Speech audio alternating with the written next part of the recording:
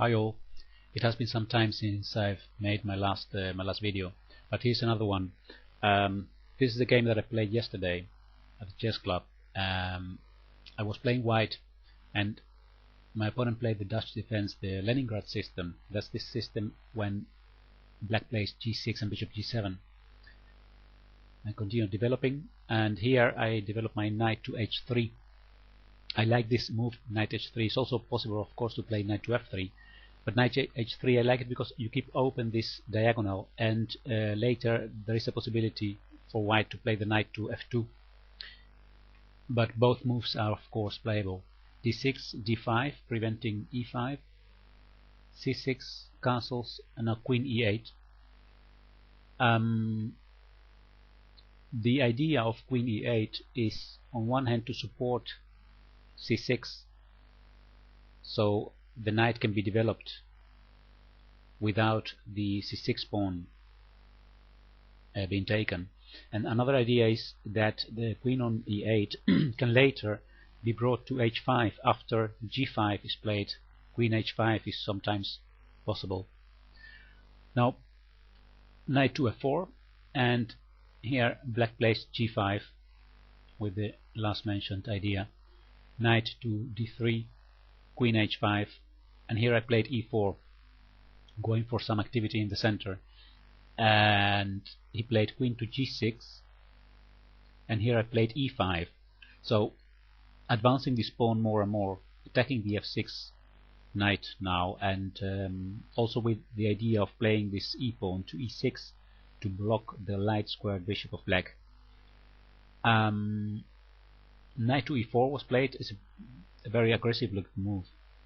I played here the move e6, and that is a pawn sacrifice, sacrificing the pawn, the b2 pawn, after exchanging the knight on c3. Another option that I didn't consider during the game, but Fritz likes it very much, and that's playing the move f4.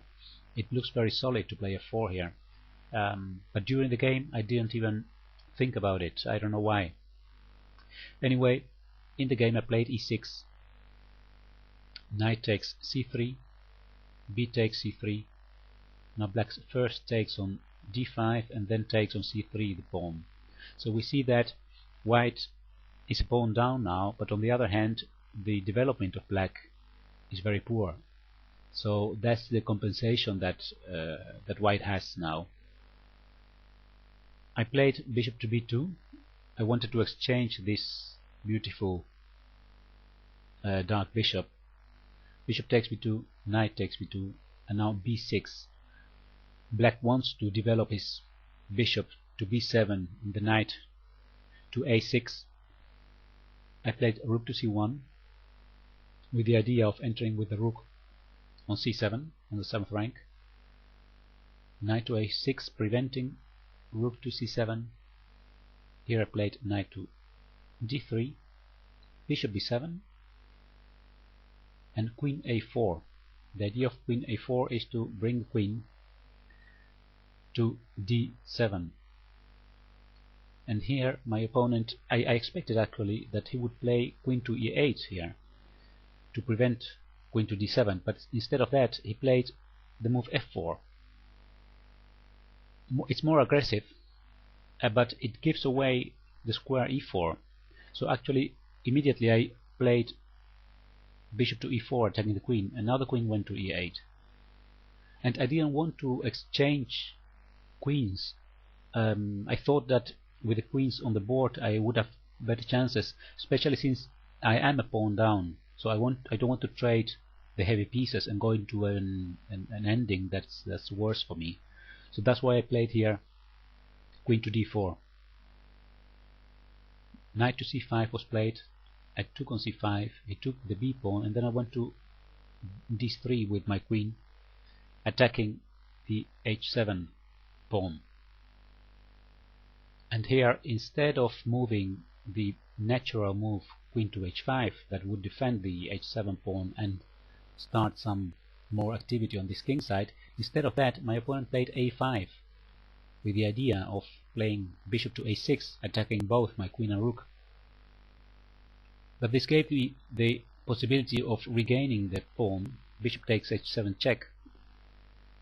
Now this is a double-edged decision in the sense that I do regain a pawn, but on the other hand I open the h-file that can be dangerous for white. He played here king to g7. That's the only move, because if the king goes to h8 then it's suddenly all over. I play bishop to g6 attacking the queen. If the queen goes away, then I play queen to f3 and then enter to h5 and h7, and the game is won for me. So king to g7, only move. And here I thought for quite a long time what to do, to retreat my bishop from h7 to e4 or to f5, and I was calculating, and I decided that the best move would be queen to b3. That's what I did, attacking the bishop on b8, on b7, I'm sorry. He played here bishop to a6, attacking my rook.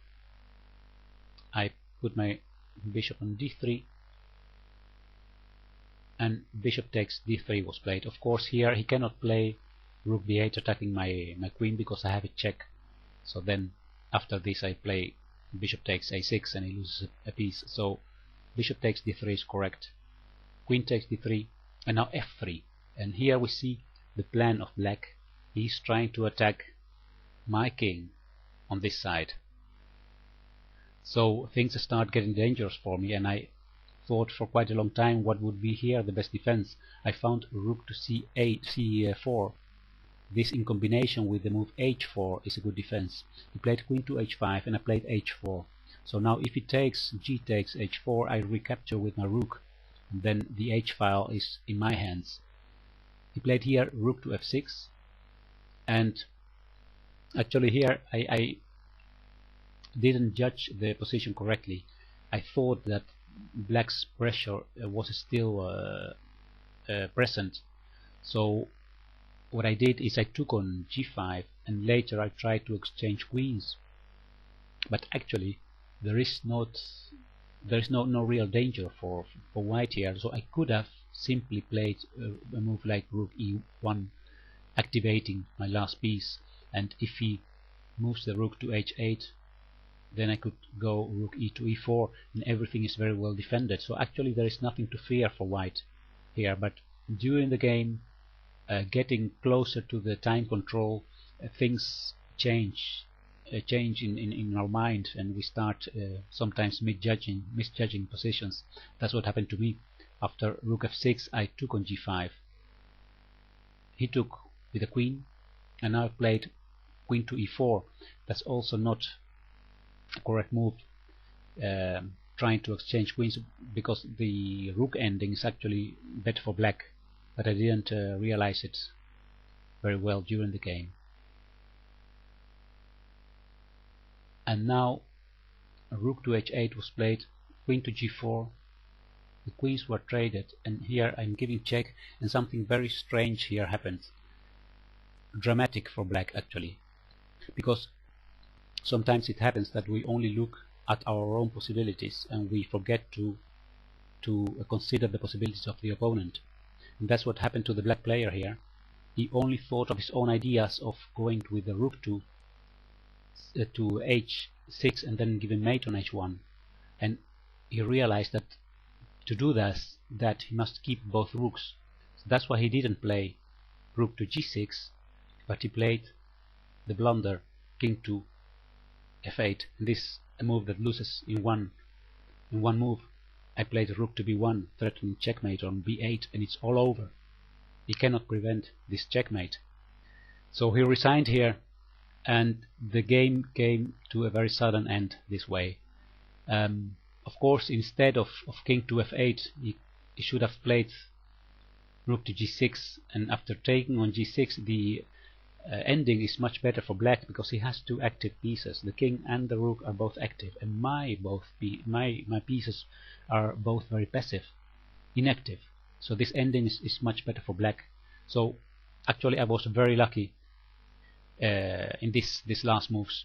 But well, apart from this last moves, the rest of the game was very interesting, very exciting, and this was a very sudden end that I didn't expect, and my opponent, of course, didn't expect that. This rook b1, rook b8, and we drank a beer and replayed the game and had a chat. But the game was very strange this way. Alright, well, I hope you enjoyed this video, and I'll see you next time. Bye bye.